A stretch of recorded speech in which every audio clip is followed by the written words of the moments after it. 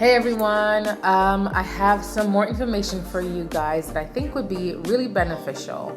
One of the things that we know, a lot of us, and I will say I feel like those of us in the minority cultures talk about it even less, is postpartum depression and baby blues. I'm not going to go very deep in postpartum depression here, which is more severe or more concerning than baby blues, but I will be talking in depth about baby blues. Before I go into what it is, I wanted to share a little bit about my own experience with baby blues after I had my first son. Baby blues, first of all, is quite common. According to March of Dimes, about 80% of women report that they do have some form of baby blues. And what are baby blues? Basically, it is feelings of sadness that you may have in the first few days after having your baby.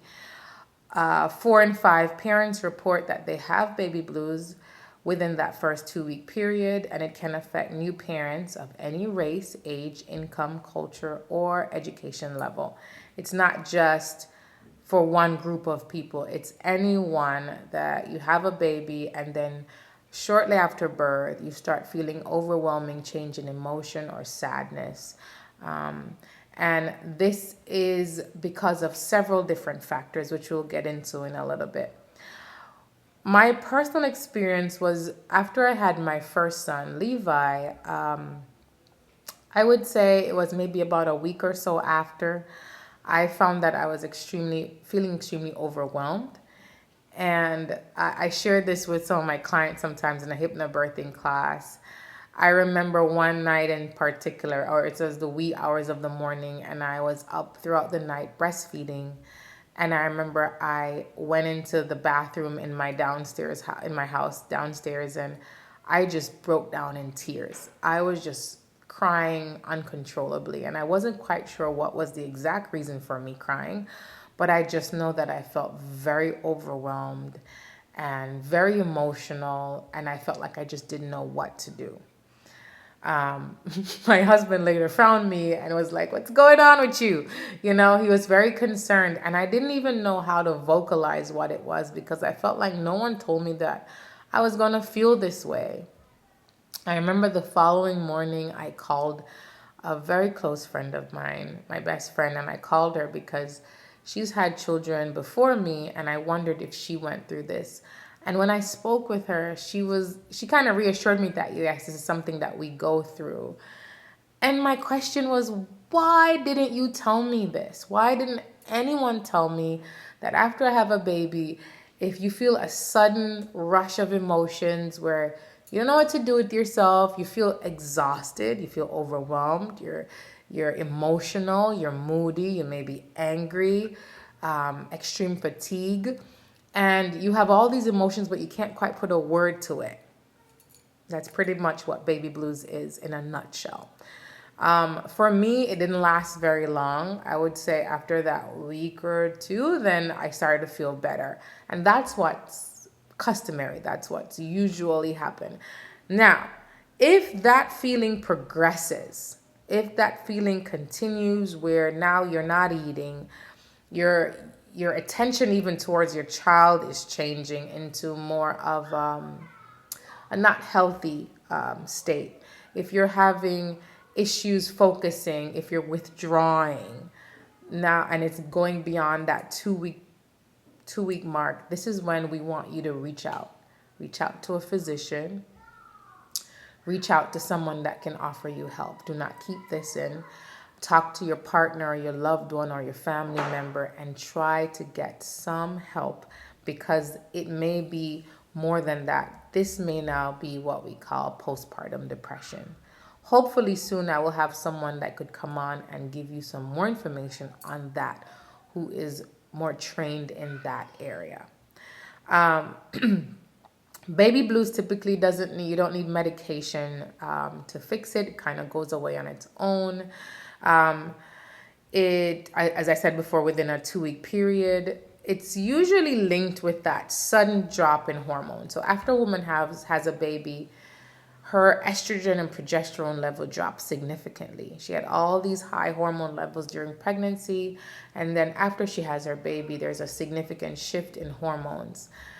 All of that coupled with, if you're breastfeeding, you're not sleeping, you're not eating normally as you usually do, sleep deprivation is very significant, and some people are more affected by that than others. I know for me, when I don't sleep, everything's affected. My family life is affected, my relationships are, my work, my ability to focus and concentrate, all of that gets affected. So for me, lack of sleep really does affect my whole life. And for some others, that may be what is that main source. So how do you fix that? What are some solutions? Sleep. How can I sleep when you just have a newborn? Yes, this is true. What you need to do then is ask for as much help as possible. One thing I learned after my first son is that I needed to reach out for support before I even had the baby. When I had my second son, prior to me even having my second son, I still remember I sent a group text to my family and close friends, literally saying who is coming when to drop off food, who is coming by to watch the baby so Phil and I can get some sleep. I literally set that up before I had the baby because I knew how important those first few weeks were to bond with the baby, to establish breastfeeding, and to still try to get some sleep in between when the baby was asleep. A lot of times during the day, after you have a child, you breastfeed or you bottle feed and you put the child down, and instead of you going to sleep right then and there, this is what I was doing. You start cleaning up something. You were on your phone. You're talking to someone. You're cooking. You're doing all these things. And then if people are coming by, you're entertaining. You want something to drink. You have to come downstairs. You have to shower. You have to fix your hair. And then the baby's up again. And those were blocks of time that you could have taken naps. Naps mean the world, and it's so important in those first few weeks.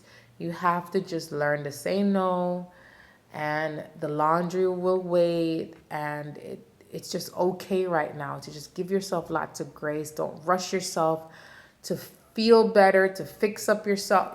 The best thing you can do for yourself is bond with your baby, bond with your partner, your husband, and be true to who you are by taking care of yourself. Eating healthy is extremely important in this early postpartum period. Very important, and it helps to decrease our chance of emotional, the imbalance that comes with emotions after you're having a baby. Lessening caffeine. I know that sounds like it doesn't make sense because you're so tired, you feel like you need the caffeine to stay awake. But too much caffeine can really cause mood swings, it can cause irritability, and it can actually, if it goes too much, cause you to have less milk production, okay? So these are all just some suggestions for you guys. First thing is definitely reach out for help. Open up to your partner. Find a friend. Find someone you can talk to about this if you find that this is going on longer than that 2-week mark. And just give yourself lots of grace. Before you have the baby, freeze some food, cook in batches, put some food in the freezer. Whatever you have to do to help you to rest more in that first few weeks, trust me, it will pay off incredibly. I hope this information was helpful, and I look forward to seeing and talking to you guys again. In the meantime, have a great day.